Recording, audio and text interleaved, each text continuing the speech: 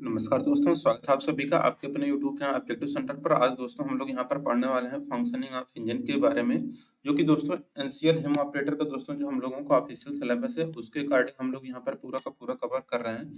ठीक है, यहाँ पर दोस्तों जो हम लोग देख रहे हैं, यहाँ पर देखिए एलिमेंट्री नॉलेज ऑफ मशीन में जो टॉपिक है हमारा फंक्शनिंग ऑफ इंजन, इसके बारे में दोस्तों यहाँ पर हम लोग 50 इंपॉर्टेंट आपको हम एमसीक्यू कराने वाले हैं। ठीक है, तो 50 हम एमसीक्यू प्रश्न आपको देखने को मिलेगा। यहाँ पर देखिए सबसे पहले दोस्तों यहाँ पर पहला प्रश्न क्या कह रहा है, कह रहा है कि इंजन का कौन सा भाग रेखीय गति को घोड़े गति में बदलने के लिए जिम्मेदार होता है।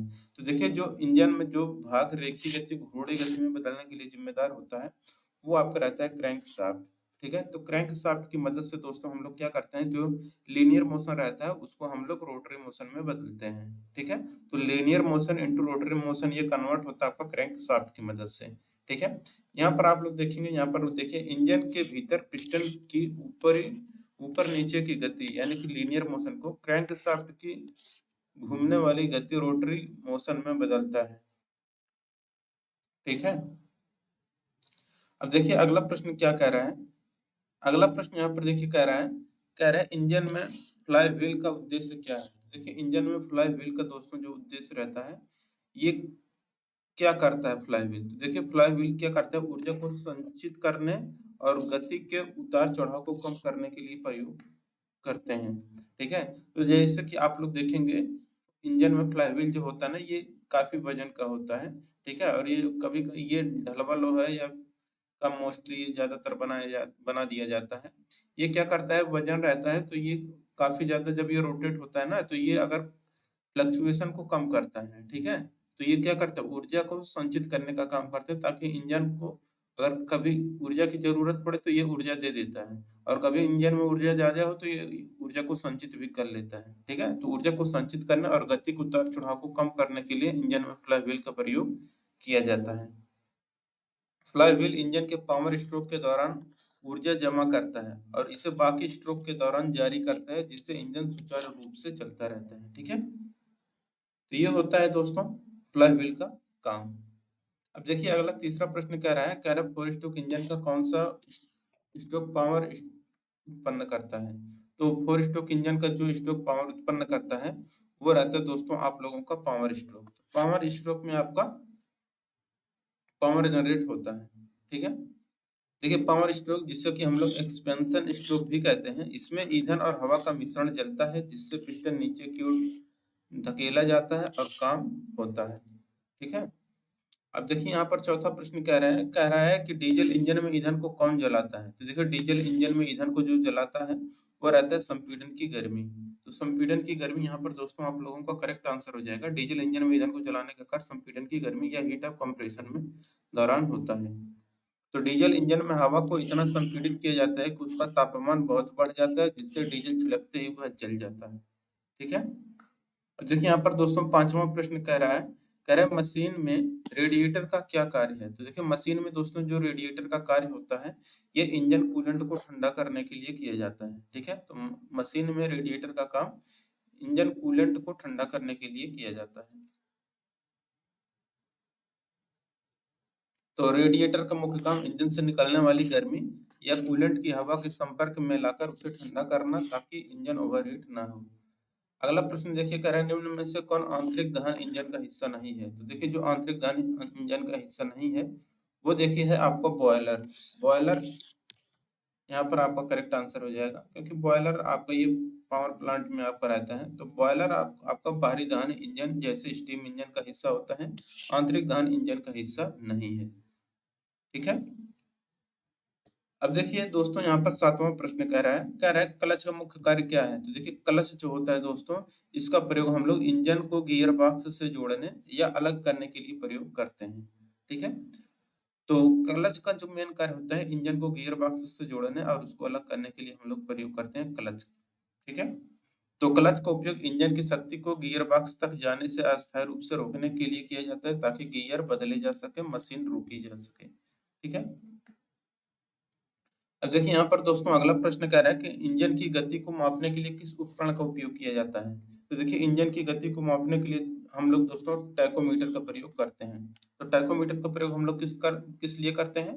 तो टैकोमीटर का प्रयोग हम लोग इंजन की गति को मापने के लिए यूज करते हैं।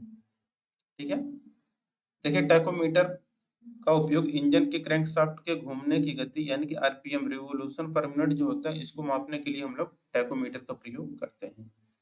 अगला प्रश्न देखिएगा, यहाँ पर कहा गया है कि 4 स्ट्रोक इंजन अपना चक्र क्रैंकशाफ्ट के कितने चक्रों में पूरा करता है? तो ये करता है दोस्तों आपका 2 चक्करों में। ठीक है, तो 2 चक्कर यहाँ पर आपका करेक्ट आंसर हो जाएगा कि 4 स्ट्रोक इंजन में पिस्टन 4 बार चलता है, जिसके लिए क्रैंकशाफ्ट को 2 चक्कर यानी कि 720 डिग्री लगाने पड़ते हैं। ठीक है,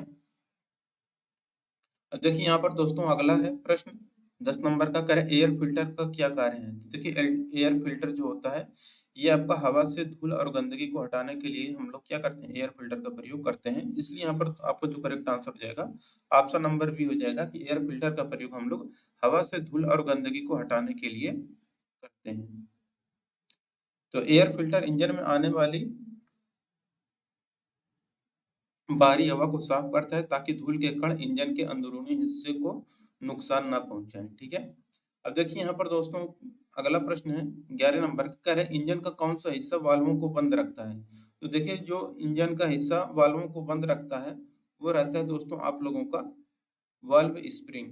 ठीक है, वाल्व स्प्रिंग यहाँ पर आपका करेक्ट आंसर हो जाए। इंजन का जो हिस्सा वाल्वों को बंद रखता है वाल्व स्प्रिंग रहता है। तो वाल्व स्प्रिंग वाल्व को उसकी सीट पर मजबूती से दबाकर बंद रखता है, जबकि कैम शाफ्ट उसे खोलने का काम करता है। तो खोलेगा कौन? Cam shaft. कैम शाफ्ट क्या करेगा? खोलेगा।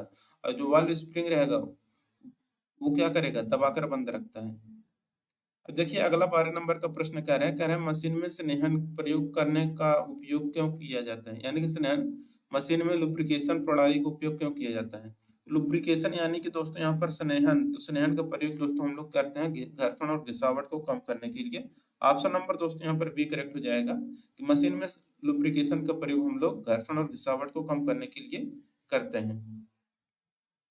अगला प्रश्न यहाँ पर देखिए 13 नंबर का प्रश्न कह रहा है,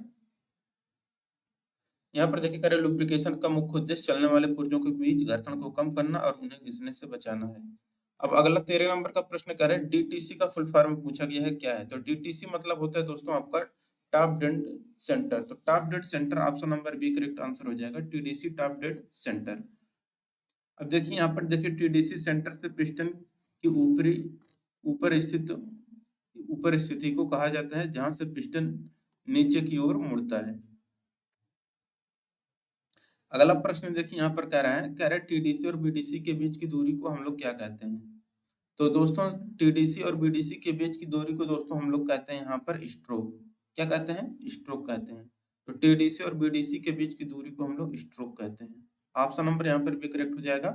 सिलेंडर के अंदर पिस्टन जितनी अधिकतम दूरी तय करता है यानी कि टॉप डेड सेंटर से बॉटम डेड सेंटर तक के बीच की दूरी को ही हम लोग स्ट्रोक या स्ट्रोक लेंथ कहते हैं या स्ट्रोक लंबाई कहते हैं। अब देखिए अगला प्रश्न यहाँ पर कहा गया है इनटेक और एग्जॉस्ट वाल्व को कौन सा हिस्सा खोलता है? तो इनटेक और एग्जॉस्ट वाल्व को जो हिस्सा खोलता है दोस्तों वह आपका कैम शाफ्ट होता है। ऑप्शन नंबर सी करेक्ट हो जाएगा, कैम शाफ्ट। तो इनटेक और एग्जॉस्ट वाल्व को जो हिस्सा खोलता है वो आपका कैम शाफ्ट होता है।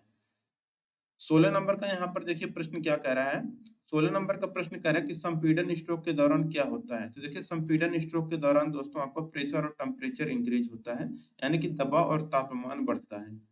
ठीक है, तो संपीड़न स्ट्रोक के दौरान प्रेशर और टेम्परेचर बढ़ता है। तो जब पिस्टन ऊपर की ओर बढ़ता है और हवा या मिश्रण को दबाता है तो उसका दबाव और तापमान दोनों बहुत बढ़ जाते हैं।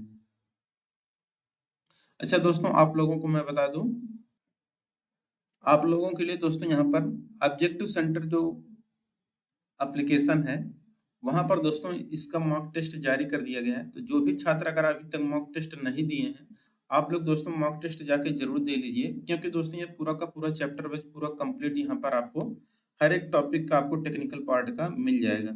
सबसे पहले आपको दोस्तों करना क्या है, गूगल प्ले स्टोर से आपको ऑब्जेक्टिव सेंटर एप्लीकेशन आपको डाउनलोड कर लेना है। डाउनलोड करने के बाद दोस्तों वहां पर रजिस्ट्रेशन करके आपको लॉगिन कर लेना है। जैसे ही लॉगिन कर लेंगे आपको जो पेज है कुछ इस तरीके से दोस्तों आपका ये ओपन हो जाएगा। यहाँ पर जैसे ही आप लोग इसको देखेंगे तो यहाँ पर आपको एक ऑप्शन दिखेगा टेस्ट सीरीज का।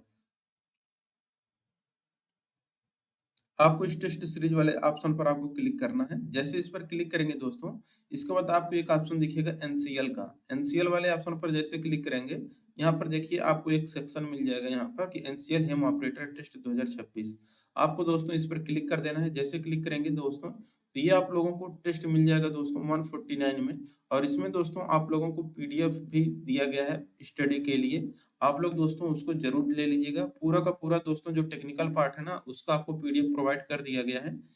ठीक है, टेस्ट जैसे ही आप लोग दोस्तों यहाँ पर परचेज कर लेंगे, इसके बाद यहाँ पर देखेंगे नीचे आपको माई कोर्स का ऑप्शन दिखेगा। इस माई कोर्स वाले ऑप्शन में ही आपको यहाँ पर दूसरे नंबर पर आपको टेस्ट सीरीज का ऑप्शन दिख जाएगा। ठीक है, वहां से जाके आप अपना पूरा का पूरा टेस्ट दे सकते हैं। बाकी डेमो के लिए एक टेस्ट फ्री रखा गया है। तो आप लोग दोस्तों ऑब्जेक्टिव सेंटर एप्लीकेशन पर जाकर के आप अपना पीडीएफ भी डाउनलोड कर पाएंगे, और इसके बाद दोस्तों आप अपना टेस्ट भी दे पाएंगे। पूरा टेक्निकल पार्ट का तैयारी वहां पर आपका हो जाएगा। ठीक है, मैं बता दूं पूरा का पूरा टेक्निकल पार्ट आपको टेस्ट के रूप में भी मिल जाएगा। और इसके बाद यहाँ पर आपको स्टडी रिलेटेड मटेरियल भी प्रोवाइड किए गए हैं पीडीएफ के रूप में, तो उसको आप लोग अच्छे से पढ़ लीजिएगा। ठीक है, पूरा का पूरा चैप्टर वहां पर कंप्लीट हो जाएगा। बाकी अगला देखिए, यहाँ पर हम लोग क्वेश्चन पढ़ने वाले हैं। जब यहाँ पर देखिए 17 नंबर का क्वेश्चन कह रहा है यहाँ पर कि what is the purpose of piston ring. Piston ring का क्या उद्देश्य है? तो देखिए पिस्टन रिंग दोस्तों जो हम लोग यूज करते हैं, ये क्या करता है कि यह दहन कक्ष को सील करना और तेल के रिसाव को रोकने के लिए हम लोग करते हैं। ठीक है, तो पिस्टन रिंग दहन गैसों को नीचे जाने से रोकती है और लुब्रिकेटिंग तेल को दहन कक्ष के ऊपर आने से रोकती है। अब देखिए अगला प्रश्न यहाँ पर दोस्तों 18 नंबर का कह रहा है, दो समानांतर शाफ्टों के बीच शक्ति संचारित करने के लिए किस यांत्रिक घटक का उपयोग किया जाता है? तो दो समानांतर शाफ्टों के बीच शक्ति संचारित करने के लिए यांत्रिक घटक का जो उपयोग किया जाता है वो आपका स्पर गियर होता है। यहाँ पर आपका दोस्तों बी आंसर करेक्ट हो जाएगा, स्पर गियर। अब देखिए स्पर गियर का उपयोग विशेष रूप से समानांतर शाफ्ट के बीच टॉर्क और पावर ट्रांसफर करने के लिए किया जाता है। अब देखिए यहाँ पर दोस्तों 19 नंबर का प्रश्न कह रहा है कि मशीन में अल्टरनेटर का मुख्य कार्य क्या है? तो मशीन में अल्टरनेटर का दोस्तों जो मुख्य कार्य होता है, ये रहता है दोस्तों आप लोगों का कि to charge the battery and supply electrical power. Battery को चार्ज करना और बिजली की आपूर्ति करना। तो अल्टरनेटर का यही मुख्य कार्य होता है कि बैटरी को चार्ज करना और बिजली की आपूर्ति करना। ठीक है, तो अल्टरनेटर इंजन के चलने पर यांत्रिक ऊर्जा को विद्युत ऊर्जा में बदलता है, जिससे बैटरी चार्ज होती है और सिस्टम को बिजली मिलती है। ठीक है, 20 नंबर का देखिए यहाँ पर प्रश्न क्या कह रहा है कि गवर्नर का उपयोग मशीन के किस भाग में किया जाता है? तो देखिए गवर्नर जो होता है, इसका प्रयोग दोस्तों ईंधन को नियंत्रित करके इंजन की गति को नियंत्रित करने के लिए हम लोग करते हैं। ठीक है, तो ईंधन को नियंत्रित करते हैं, इंजन की गति को नियंत्रित करने के लिए हम लोग गवर्नर का प्रयोग करते हैं। गवर्नर एक ऐसा उपकरण है जो इंजन पर लोड के अनुसार ईंधन की आपूर्ति को कम या ज्यादा करके इंजन की गति को एक समान बनाए रखता है। यहाँ पर दोस्तों आपका ये आंसर, ये तो आपका करेक्ट आंसर ही है। ठीक है, यहाँ पर अब देखिए 21 नंबर का क्वेश्चन क्या कह रहा है कि वाहन में डिफरेंशियल क्या करता है? तो डिफरेंशियल दोस्तों जो होता है, ये क्या करता है कि मुड़ते समय पहियों को अलग अलग गति से घूमने में मदद करता है। ठीक है, तो मुड़ते समय पहियों को अलग अलग गति से घूमने में जो मदद करता है वह आपका डिफरेंशियल होता है। ठीक है, तो जब कोई मशीन या वाहन मुड़ता है तो बाहरी पहिए को अंदरूनी पहिए की तुलना में अधिक दूरी तय करनी पड़ती है। यह डिफरेंशियल के माध्यम से ही संभव हो पाता है। ठीक है, कह रहे इंजन कूलिंग सिस्टम में थर्मोस्टेट का उपयोग किस लिए किया जाता है? थर्मोस्टेट दोस्तों जब भी रहता है, ये आपका क्या करता है कि हमेशा दोस्तों टेम्परेचर को बनाए रखने के लिए किया जाता है। तो यहाँ पर आपका बी आंसर हो जाएगा कि to maintain optimum operating temperature. तो इष्टतम ऑपरेटिंग तापमान बनाए रखने के लिए हम लोग यहाँ पर थर्मोस्टेट का प्रयोग करते हैं। ठीक है, तो थर्मोस्टेट एक वाल्व की तरह काम करता है जो कूलेंट के प्रवाह को तब तक रोकता है जब तक इंजन अपने सही कार्य यानी कि तापमान पर ना पहुंच जाए। ठीक है, देखिए यहाँ पर दोस्तों 23 नंबर का क्वेश्चन है कि बीडीसी पर सिलेंडर वॉल्यूम और टीडीसी पर वॉल्यूम के अनुपात को क्या कहा जाता है? तो बीडीसी पर सिलेंडर वॉल्यूम और टीडीसी पर वॉल्यूम के अनुपात को दोस्तों हम लोग कंप्रेशन कहते हैं। ठीक है, तो कंप्रेशन रेशियो आपका यहाँ पर करेक्ट आंसर हो जाएगा। तो इसे संपीड़न अनुपात या कंप्रेशन रेशियो कहते हैं, जो यह बताता है कि ईंधन या हवा का मिश्रण कितना संकुचित किया गया है। ठीक है, अब देखिए 24 नंबर का क्वेश्चन क्या कह रहा है कि निम्न में से कौन सी एक भारी मिट्टी हटाने वाली हेम मशीन है? तो ये है दोस्तों आपका एक्सवेटर, उत्खनन आपका करेक्ट आंसर हो जाएगा।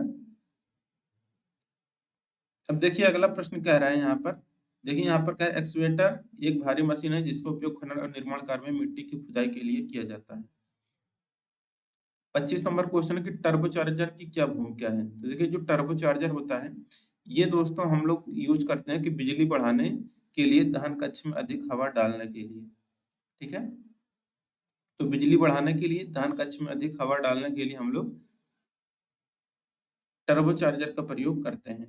टर्बो चार्जर निकास गैसों की ऊर्जा का उपयोग करके इंजन में अधिक हवा भेजता है जिससे ईंधन बेहतर जलता है और पावर बढ़ती है। ऑप्शन नंबर यहाँ पर दोस्तों बी आपका करेक्ट आंसर हो जाएगा।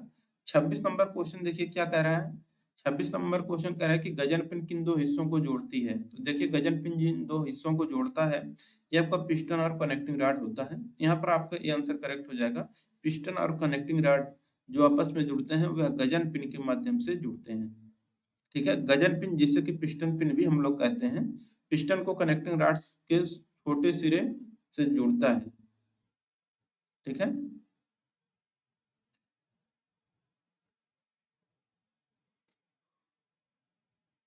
देखिए यहाँ पर दोस्तों 27 नंबर का प्रश्न कह रहा है कि लेड एसिड बैटरी का मुख्य घटक क्या है। तो लेड एसिड बैटरी का दोस्तों जो मुख्य घटक होता है वो शीशा यानी कि लेड और यहाँ पर H2SO4 सल्फ्यूरिक अम्ल यहाँ पर होता है। तो लेड एसिड बैटरी में लेड यानी कि शीशा की प्लेट और सल्फ्यूरिक एसिड का इलेक्ट्रोलाइट के रूप में हम लोग उपयोग करते हैं। 28 नंबर का प्रश्न देखिए क्या कह रहा है। कह रहा है कि हेम में ब्रेकिंग सिस्टम आमतौर पर कैसा होता है। तो देखिए हेम में ब्रेकिंग सिस्टम आमतौर पर दोस्तों होता है हाइड्रोलिक या न्यूमेटिक होता है। तो हाइड्रोलिक या न्यूमेटिक आपका बी आंसर करेक्ट हो जाएगा। भारी मशीनों यानी कि हेम में रुकने के लिए बहुत अधिक बल की आवश्यकता होती है, इसलिए इसमें तेल या हवा के दबाव का उपयोग किया जाता है। और देखिए 29 नंबर का क्वेश्चन कह रहा है, कह रहे exhaust gas colour black indicate, निकास गैस का काला रंग क्या दर्शाता है। तो निकास गैस का दोस्तों जो काला रंग होता है यह बताता है कि जो अत्यधिक ईंधन या हवा की कमी हुई है जिसके कारण जो पूरा फ्यूल है वो अच्छे तरीके से जल नहीं पाया है, ठीक है। तो जब सही से ईंधन नहीं जल पाता है उसमें हवा की कमी हो जाती है या ईंधन अत्यधिक ईंधन रहता है, ठीक है, यानी कि हवा कम हो जाता है तो वहां पर जो वहां पर जो निकास गैस होता है वो आपको ब्लैक कलर का दिखता है।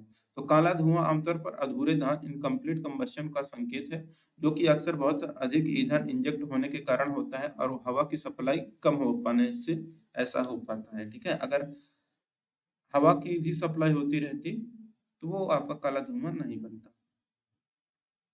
अब देखिए इंजन का कौन सा हिस्सा लुब्रिकेटिंग तेल के लिए एक नापदान के रूप में कार्य करता है। तो इंजन का जो हिस्सा लुब्रिकेटिंग तेल के लिए एक नापदान यानी कि संप के रूप में कार्य करता है वो रहता है आप लोगों का दोस्तों आयल पैन। तो आयल पैन आपका करेक्ट आंसर हो जाएगा। आयल पैन या आयल संप इंजन के सबसे नीचे लगा होता है जो जहां इंजन आयल जमा होता है, ठीक है। अब देखिए अगला प्रश्न करें यूनिवर्सल ज्वाइंट का उपयोग किस भाग पर किया जाता है। तो यूनिवर्सल ज्वाइंट का उपयोग दोस्तों हम लोग करते हैं, ये करते हैं हम लोग प्रोपेलर शाफ्ट पर, ठीक है। तो प्रोपेलर आप शाफ्ट आपको यहाँ पर ऑप्शन नंबर बी करेक्ट हो जाएगा। यूनिवर्सल ज्वाइंट का उपयोग प्रोपेलर शाफ्ट के सिरों पर किया जाता है ताकि अलग अलग कोणों पर शक्ति का संचार किया जा सके। अब देखिए यहाँ पर दोस्तों 32 नंबर का प्रश्न कह रहा है, कह रहा है कि सिलेंडर से जली हुई गैसों को निकालने के लिए किस मेथड का उपयोग निकाल सिलेंडर से जली हुई गैसों को निकालने की प्रक्रिया को क्या कहा जाता है। तो सिलेंडर से जली हुई गैसों को निकालने के लिए दोस्तों हम लोग स्क्वेंजिंग प्रक्रिया रहती है, ठीक है। तो सिलेंडर से जली हुई गैसों को निकालने की प्रक्रिया को हम लोग स्क्वेंजिंग कहते हैं। स्क्वेंजिंग प्रक्रिया में देखिए सिलेंडर से जली हुई गैसों को बाहर ढकेलने और ताजी हवा भरने की प्रक्रिया को हम लोग स्क्वेंजिंग कहते हैं।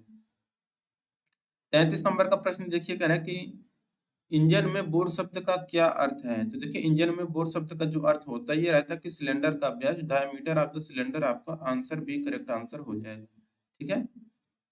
तो इंजन सिलेंडर के आंतरिक व्यास को बोर कहा जाता है। और देखिए 34 नंबर का प्रश्न क्या कह रहा है, कह रहा है हाइड्रोलिक सिस्टम किस सिद्धांत पर काम करता है। तो देखिए जो हाइड्रोलिक सिस्टम होता है दोस्तों ये आपका पास्कल के नियम पर काम करता है। तो हाइड्रोलिक सिस्टम आपका पास्कल के सिद्धांत पर काम करता है। ये तो बहुत आसान क्वेश्चन था, सबको पता होगा। पास्कल का नियम क्या कहते हैं? किसी बंद तरल पदार्थ पर लगाया गया दबाव सभी दिशाओं में समान रूप से प्रसारित होता है। अब देखिए 35 नंबर क्वेश्चन है, ईंधन इंजेक्टर का कार्य क्या है? तो देखिए ईंधन इंजेक्टर का जो कार्य होता है वो रहता है कि ईंधन के परमाणु यानी कि बारीक फुहार रूप से दहन कक्ष में छिड़कना। ठीक, यहाँ पर बी आंसर करेक्ट आंसर हो जाएगा। देखिए इंजेक्टर का काम बहुत उच्च दबाव पर ईंधन को बहुत बारीक कणों में बांटकर सिलेंडर के अंदर छिड़कना है। 36 नंबर का प्रश्न देखिए क्या कह रहा है, कह रहा है कि हेम में सिंगल सिलेंडर इंजन के बजाय मल्टी सिलेंडर इंजन क्यों पसंद किए जाते हैं? तो हेम में सिंगल सिलेंडर इंजन के बजाय मल्टी सिलेंडर इंजन पसंद किए जाते हैं क्योंकि ये बेहद बेहतर संतुलन और सुचारू शक्ति वितरण करता है। ठीक है, अब देखिए मल्टी सिलेंडर इंजन अधिक पावर देते हैं और कंपन कम करते हैं, जिससे मशीन सुचारू रूप से चलता है। अब देखिए यहाँ पर दोस्तों 37 नंबर का प्रश्न क्या कह रहा है, कह रहा है कि मशीन में चेसिस का कार्य क्या है? तो देखिए चेसिस जो होता है यह संरचनात्मक ढांचा है जो सभी भागों को सहारा देता है। ठीक है, तो चेसिस क्या करता है? एक आपका स्ट्रक्चरल फ्रेम है जो सभी भागों को सपोर्ट करता है। ठीक है, चेसिस मशीन का मुख्य ढांचा है जिस पर इंजन, ट्रांसमिशन और अन्य सभी महत्वपूर्ण हिस्से टिके रहते हैं। अब देखिए 38 नंबर क्वेश्चन करें, सीआई यानी कि कंप्रेसर इंजन में किस प्रकार के ईंधन का उपयोग किया जाता है? तो कंप्रेशन इग्निशन इंजन में दोस्तों जिस प्रकार के ईंधन का प्रयोग किया जाता है वो रहता है आपका डीजल। ठीक है, तो डीजल आपका आंसर भी करेक्ट आंसर हो जाएगा। डीजल इंजन को सीआई इंजन कहा जाता है क्योंकि इसमें ईंधन संपीड़न की गर्मी से जलता है। 39 नंबर का प्रश्न देखिए क्या कह रहा है, कह रहा है वाहन में मास्टर सिलेंडर का क्या उपयोग है? तो देखिए वाहन में मास्टर सिलेंडर का जो उपयोग है यह दोस्तों आपका for generating hydraulic pressure in brake, brake में हाइड्रोलिक दबाव उत्पन्न करने के लिए, आंसर भी करेक्ट आंसर हो जाएगा। ब्रेक में हाइड्रोलिक दबाव उत्पन्न करने के लिए हम लोग वाहन में मास्टर सिलेंडर का उपयोग करते हैं। जब ब्रेक पैडल दबाया जाता है तो मास्टर सिलेंडर हाइड्रोलिक दबाव बनाता है जो पहियों के ब्रेक तक पहुंचता है। 40 नंबर का प्रश्न है कि इंजन लुब्रिकेशन के लिए किस तेल का उपयोग किया जाता है? तो देखिए इंजन लुब्रिकेशन के लिए जिस तेल का उपयोग किया जाता है वो रहता है आपका इंजन ऑयल। ठीक है, इंजन ऑयल के लिए, इंजन के लिए विशेष रूप से डिजाइन किए गए इंजन ऑयल जैसे SAE 15W14 का उपयोग किया जाता है। ठीक है, 41 नंबर का प्रश्न यहाँ पर देखिए कह रहा है यदि इंजन तेल का स्तर बहुत कम हो तो क्या होगा? तो यदि इंजन तेल का स्तर बहुत कम हो तो हम लोग वहां पर overheating and engine damage due to friction, यानी कि घर्षण के कारण ओवर हीट होगा, और घर्षण के कारण ही क्या होगा, जब ये हीट होगा तो इंजन की जो क्षति हो जाएगी। ठीक है, और उसकी लाइफ भी कम होने लगती है। तो यहाँ पर तेल कम होने से पुर्जों के बीच घर्षण बढ़ जाएगा जिससे इंजन बहुत कम गर्म होकर सीज हो सकता है। तो इंजन बहुत गर्म होकर सीज हो सकता है।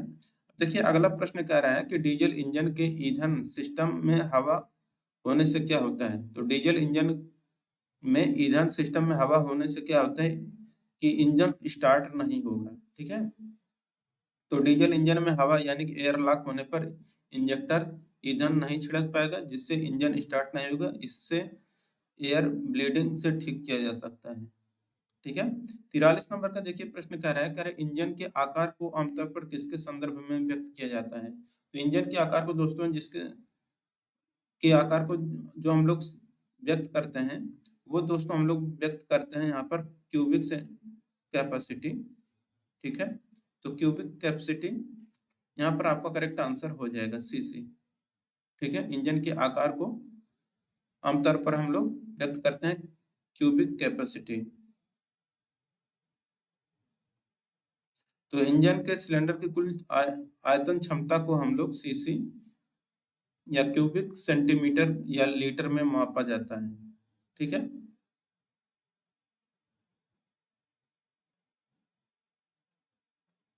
अब देखिए यहाँ पर है 44 नंबर का क्वेश्चन, कह रहे हैं यहाँ पर कि what is the main function of the starting motor self motor? Starting motor self starter, तो स्टार्टिंग मोटर सेल्फ स्टार्टर का मुख्य कार्य क्या है? तो ये इंजन को शुरू करने के लिए शुरुआत में घुमाने का जो काम करता है वह सेल्फ स्टार्टर ही करता है। तो स्टार्टिंग मोटर बैटरी से बिजली लेकर इंजन के फ्लाई व्हील को घुमाती है ताकि इंजन अपने आप चलना शुरू कर सके। 45 नंबर का देखिए प्रश्न क्या कह रहा है, कह रहा है कि कौन सा घटक मशीन को ढलान पर पीछे जाने से रोकता है। तो देखिए जो घटक मशीन को ढलान पर पीछे जाने से रोकता है वो आपका पार्किंग ब्रेक रहता है। ऑप्शन नंबर सी करेक्ट हो जाएगा, पार्किंग ब्रेक। तो पार्किंग ब्रेक का उपयोग खड़ी मशीन को स्थिर रखने के लिए किया जाता है। 46 नंबर का क्वेश्चन है, कूलिंग सिस्टम में एंटी फ्रीज की क्या भूमिका है। तो देखिए कूलिंग सिस्टम में एंटी फ्रीज की जो भूमिका होती है वो रहता है आपका कि ठंडे मौसम में पानी को जमने से रोकना। ठीक है, तो ठंडे मौसम में पानी को जमने से रोकना ये आपका क्या करता है, एंटी फ्रीज का ये भूमिका होता है। एंटी फ्रीज जैसे कि एथिलीन ग्लाइकॉल कूलेंट के जमाव बिंदु को कम करता है ताकि अत्यधिक ठंड में इंजन का पानी ना जमे। 47 नंबर क्वेश्चन है, डिपस्टिक क्या मापता है। तो डिपस्टिक जो होता है दोस्तों ये इंजन ऑयल लेवल को मापता है। तो इंजन ऑयल लेवल आपका करेक्ट आंसर हो जाएगा, सी आंसर। डिपस्टिक एक लंबी छड़ होती है जिसे इंजन में डालकर तेल की गहराई या स्तर की जांच की जाती है। 48 नंबर क्वेश्चन कह रहे हैं इंजन में कौन सा ट्रांसमिशन सिस्टम का हिस्सा है। तो ट्रांसमिशन सिस्टम का जो हिस्सा होता है दोस्तों वो आप रहते हैं गियर बॉक्स। ठीक है, यही क्या करता है, ट्रांसमिशन का काम करता है।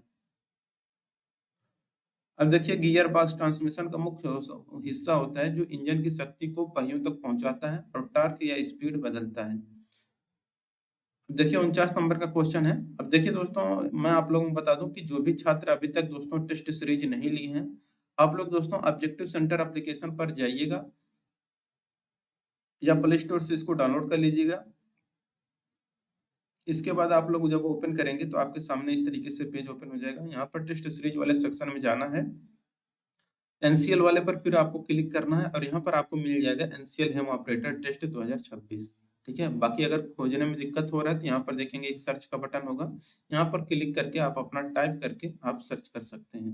बाकी इस तरीके से टेस्ट आ जाएगा, आप जाइएगा वहां पर एक टेस्ट फ्री है, आप उसको दे लीजिएगा। इसके बाद यहाँ पर जितने भी आपके टॉपिक है उसके आपको क्वेश्चन देखने को मिल जाएंगे टेक्निकल पार्ट के। और आपके पढ़ने के लिए दोस्तों वहां पर आपको क्या किया गया है, आपको बुक भी प्रोवाइड किया गया है पीडीएफ के रूप में, आप वहां से जाके पढ़ सकते हैं। ठीक है, पूरा का पूरा टेक्निकल पार्ट वहां से कवर हो जाएगा आपका। अब देखिए अगला प्रश्न देखिए 49 नंबर का कह रहा है कि यहाँ पर 4 स्ट्रोक इंजन में एक चक्र में वाल्व कितनी बार खुलते हैं। तो 4 स्ट्रोक इंजन में एक चक्र में वाल्व जो खुलते हैं ये खुलता है दोस्तों आपका कि प्रत्येक वाल्व एक बार खुलता है। ठीक है, तो एक पूर्ण चक्र 4 स्ट्रोक में इंटेक वाल्व एक बार और एग्जॉस्ट वाल्व एक बार खुलता है। 50 नंबर का दोस्तों यहाँ पर देखेंगे क्वेश्चन क्या कह रहा है कि खराबी को रोकने के लिए नियमित रूप से की जाने वाली मरम्मत को क्या कहा जाता है। तो इसे प्रिवेंटिव मेंटेनेंस कहा जाता है। ठीक है, तो खराबी को रोकने के लिए नियमित रूप से की जाने वाली मरम्मत को हम लोग प्रिवेंटिव मेंटेनेंस कहते हैं, यानी कि निवारक रख रखाव इसी को हम लोग हिंदी में बोलते हैं। तो मशीन को खराब होने से बचाने से के लिए पहले ही किया जाता है, जैसे समय पर तेल और फिल्टर बदलना। यहाँ पर दोस्तों आपका पूरा का पूरा कंप्लीट हो चुका है ये 50 क्वेश्चन। और इसको दोस्तों आपको टेस्ट देना है टेस्ट के रूप में, तो आपको टेस्ट के रूप में भी देख सकते हैं। बाकी और भी देखिए 50 क्वेश्चन आपको एक टॉपिक पर मैंने कराए हैं, बाकी इससे भी ज्यादा जो कि प्रीवियस ईयर में आए हुए क्वेश्चन वो भी आपको देखने को मिल जाएंगे वहां पर। मैंने आपको पूरा का पूरा यहाँ पर एक बुक का पीडीएफ प्रोवाइड कर दिया हूँ, वहां से जाकर के आप दोस्तों अच्छे तरीके से पढ़ सकते हैं। ठीक है, प्रीवियस ईयर में आए हुए सारे के सारे प्रश्न आपको देखने को मिल जाए। एनसीएल हेम ऑपरेटर टेस्ट में दोस्तों आपको देखिए 3 साल का आपको यहाँ पर देख सकते हैं। यहाँ पर दोस्तों आपको प्रीवियस ईयर क्वेश्चन पेपर देखने को मिल जाएगा 2023, 20 और 2018 का हेम ऑपरेटर का फुल लेंथ टेस्ट आपको देखने को मिल जाएगा। Topic wise technical part test मिल जाएगा हिंदी इंग्लिश दोनों भाषा में, और उसका पूरा सोल्यूशन मिल जाएगा। रोड साइन और सेफ्टी का दोस्तों यहाँ पर आपको पूरा बुक मिल जाएगा जिसको आप फिगर सहित अच्छे तरीके से समझ पाएंगे। ठीक है, बाकी और कोई अगर डाउट होता है दोस्तों आप लोग कमेंट बॉक्स में पूछ सकते हैं, या फिर वहां यहाँ पर देखेंगे तो यहाँ पर व्हाट्सएप का नंबर है एप्लीकेशन पर, आप यहाँ से भी कांटेक्ट कर सकते हैं। टेस्ट लेने के बाद माई कोर्स में आपको अपना टेस्ट दिख जाएगा। ठीक है, लेंगे नेक्स्ट वीडियो में। Thank you.